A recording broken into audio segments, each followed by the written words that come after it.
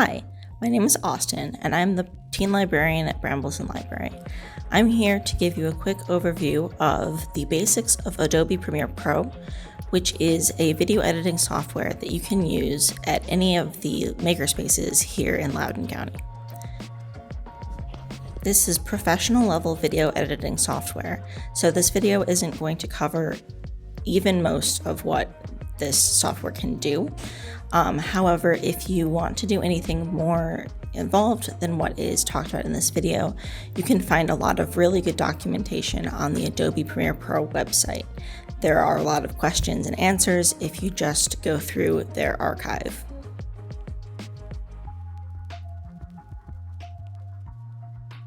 The first thing you're going to do is you're going to start a new project.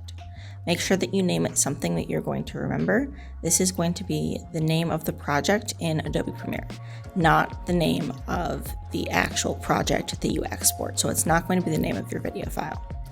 Now you're going to select all of the things that you want to import, so your footage and any sounds that you want to use at the beginning of your project. And if you ever need to import anything else, you can go ahead and go to the import menu at the top of the screen, and it will bring you to the same screen that you were at previously.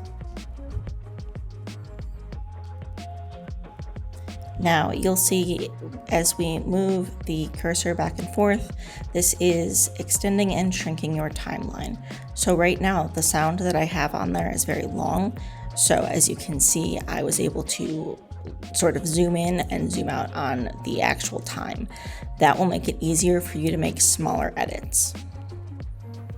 Just for the sake of showing you how to do this, I went ahead and deleted the sound, and I'm just dragging this video that we're going to start editing onto the timeline. And you just do that by dragging and dropping using your mouse.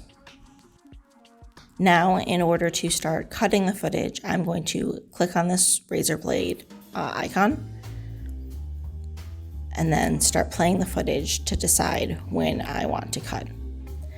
It should also be noted that a good shortcut for this is going to be Command K on a Mac or Control K on a Windows machine. Once you have made the cut and you would like to clear something out of the timeline, you can just click on it and right-click and hit clear. I'm just going to make a couple more cuts just so that we have something to work with.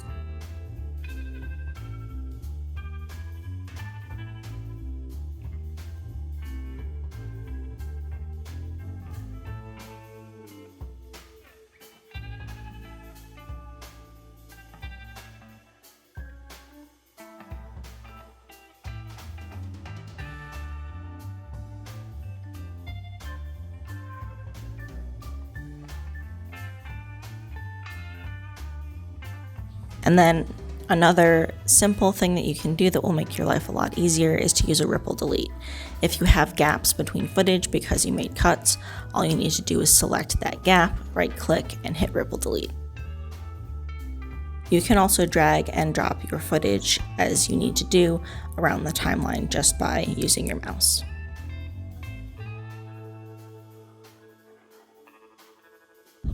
Now I'm going to unlink the sound and the video track.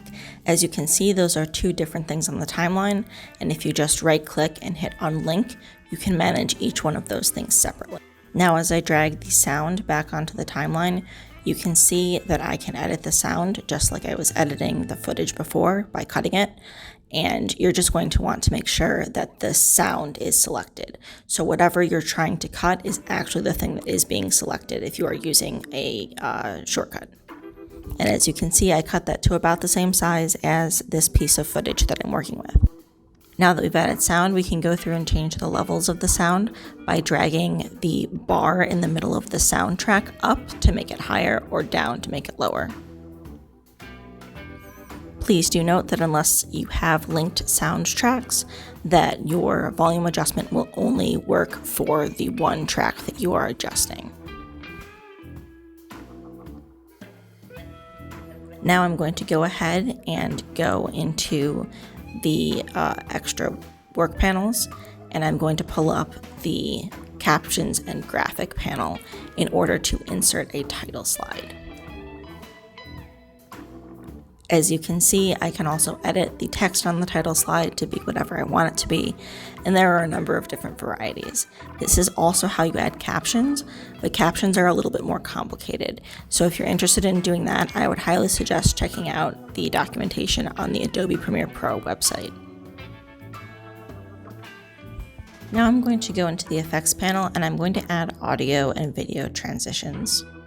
You can select whatever transition you want, and you just drag and drop it onto the edge of the segment that you want to use it in. Now, there are default transitions, and you can alter those in settings, but the default transition is just going to be a fade out, and you can apply that to the end or beginning of any clip by just clicking on that clip and right-clicking and adding default transitions. I did not do it in this video, but you can also alter the amount of time that it takes for the transition to work. There are other video effects that you can use, including things to fix noise and to fix shaky camera work and other things. Again, I would suggest that you go ahead and take a look at the Adobe Premiere Pro documentation on the website if any of that is something that sounds interesting to you. Now that we've done all that and we have a moderately cohesive mini film, we can go ahead and export. And you just want to go to the Export tab and make sure that you're exporting under H.264. And then you want to make sure that you have enough time to export your project. Exporting does take a fairly long amount of time, and so does editing. So you always need to make sure that you're building in enough time towards the end of your production period to do post-production and editing, and that you have time while editing to export.